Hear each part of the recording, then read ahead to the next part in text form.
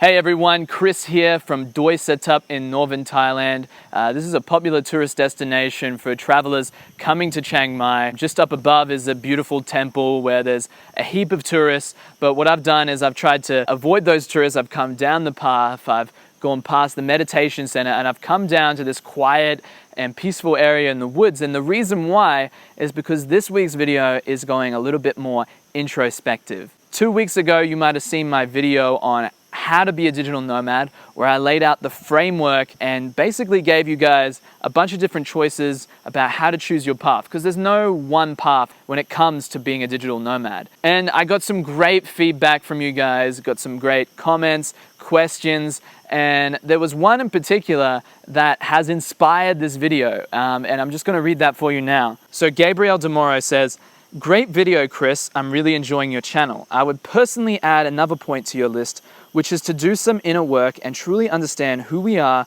what our strengths are, and what we enjoy doing. If we figure that out, it'll be much easier to identify our digital nomad path. What do you think? All the best and keep rocking. Gabri." All right, thanks, Gabri. That's an awesome question, and I think this is something that affects all of us. It's not just exclusive to, the digital nomad movement or becoming location independent. It's something about life in general is, how do I find my passion? How do I find my path in life, and what career should I choose? And kind of the framework that I laid out was like, there was these different paths you could take, but I didn't go into detail about how I'd suggest finding what path or where to start in terms of choosing what skills to build and choosing what jobs to pursue. So I'm going to answer this question in two parts. The first part, I'm going to go through a little bit of my story and the two biggest lessons that I learned over my life, and how I think that those are really important things to remember when trying to find your path. And then the second part, I'm going to go over how I suggest you go about actually finding your path. So if you're struggling with this question of, what's my passion, what's a path that I should take in life, let me just let you guys know that I can definitely relate.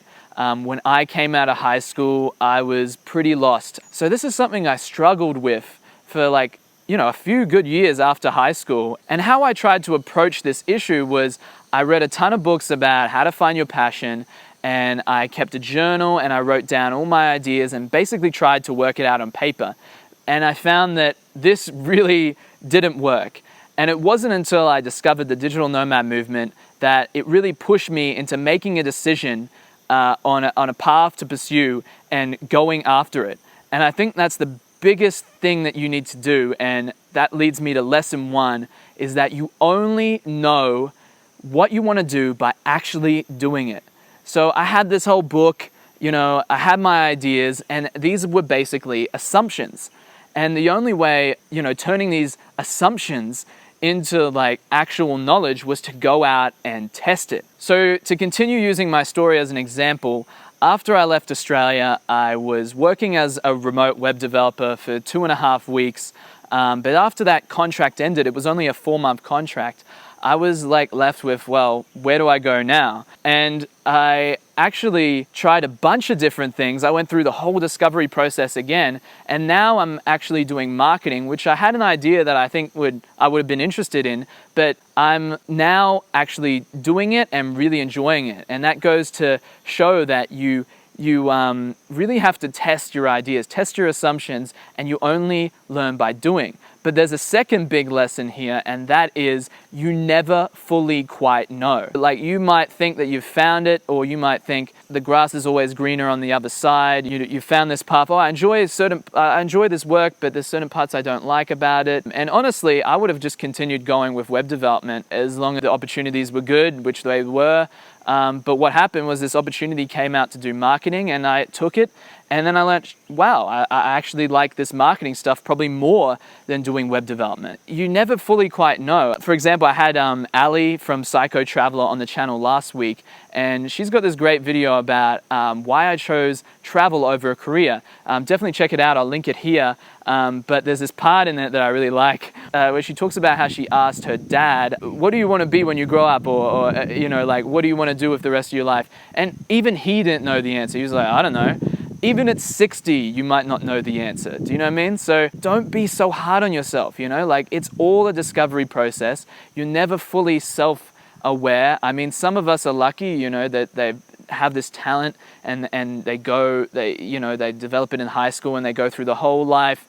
But if you're watching this video, that's probably not you. You're probably like me. You probably had no idea to begin with, and then now you're just starting to figure it out, or maybe you haven't figured it out. So this brings me to the second part of this video, and that is how I'd actually go about, you know, finding your passion, finding your path. And I think that an appropriate path for anyone is one where your skills and abilities and strengths match up with your, you know, passions, your interests. You know, so it's an intersect of what you're good at and what you enjoy doing, basically. So I'm sure you have some ideas about what you enjoy doing and what you're good at. So just start with what you know. Like, ask yourself these questions. What do you like doing? What do you like talking about from like a professional standpoint? Like, Game of Thrones doesn't count, sorry. What kind of work you've liked in the past? And what are you good at? So these are great starting points. These are what I call assumptions, right? They're ideas that you have. Oh yeah, I could like that, could like marketing. Oh, maybe I'd be a web developer, who knows? You know, I like this certain aspect and that sounds cool. But once again, you never know until you actually do it. So the second part would be to actually test it. And I've got some ideas here, like it varies depending on what kind of career you're going into, but this is why I really like promoting these digital career options, is because these things are things you can do straight away. Build some skills online, start building some things, build some apps, you know, do some graphics, whatever it is that you want to do. And you can start testing out whether you actually like it, like straight away. And, you know, the job market is hot for digital skills. So it's something that, for the most part, you probably don't need to go to university for. So you can, like, you know, have a really shorter iteration cycle, let's say, of having an idea, testing it out, and then learning. And regardless of whether you like it or you don't like it, those are still learnings, right? And those are going to inform your future decisions, and you're going to learn and become more self-aware. So here's some ideas about how to test your assumptions with anything creative. Let's say you want to learn to code, just learn to code and then build something, you know, like there's nothing holding you back from actually like building an app, building a website. You don't have somebody to give you a job in order to do that. You can start right away. And the same thing goes with graphic design, making music, web design, anything creative. You know, start doing it right now, like immerse yourself in it and see if you like it. And for the non-creative pursuits, like let's say you want to do marketing, I mean, like you could build out some sales funnels now. Like nothing's stopping you from promoting products online. If you don't have any product ideas right now but want to test out your marketing strategies, you know, look at affiliate marketing, which is where you sell somebody else's product. But you can build like ads, you can build sales funnels around that and learn digital marketing from that. But once again, the best thing to do is to get some work experience. Even if you have to like do unpaid work experience, it's still going to be a learning experience for you. And the biggest thing you're going to get is whether you like that or whether you don't like that. I actually, when I was studying accounting, I did 4 different internships in accounting, and I never liked any of them. And that was great because I learned what I didn't like. And that's almost as important as learning what you do like, is learning what you don't like.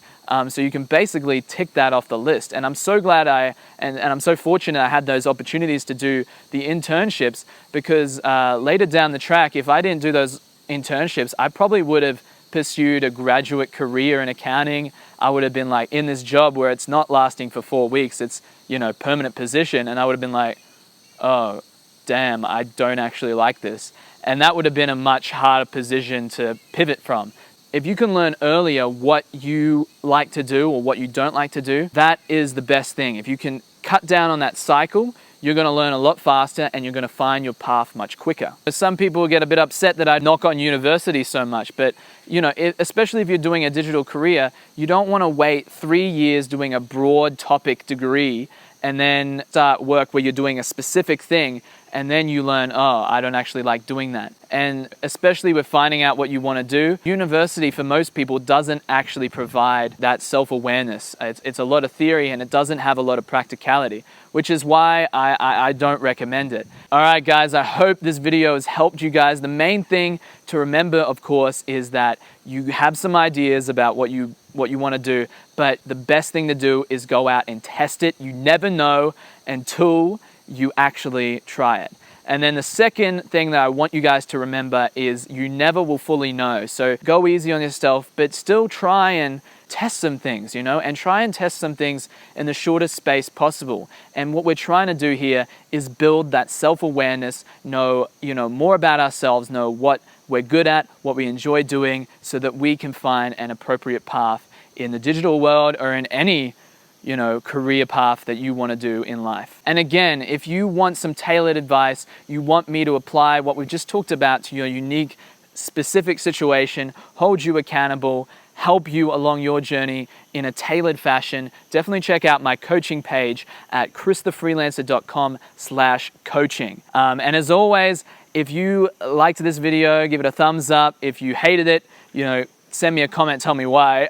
But I really love hearing your feedback and seeing your comments and answering your questions. And I try to respond to any question that comes on the channel in the comments section. If it's a question that I think will help a lot of people, I'll make a video like this and put it on the channel. So again, thanks for watching, and I hope to see you on the next video. Don't forget to subscribe and check out some of those videos that I mentioned for some extra advice. All right, thanks guys. I'll catch you on the next video. So if we take a look at the diagram, I've broken it up into two sections. The digital part, make money online, and the second part is the nomadic part.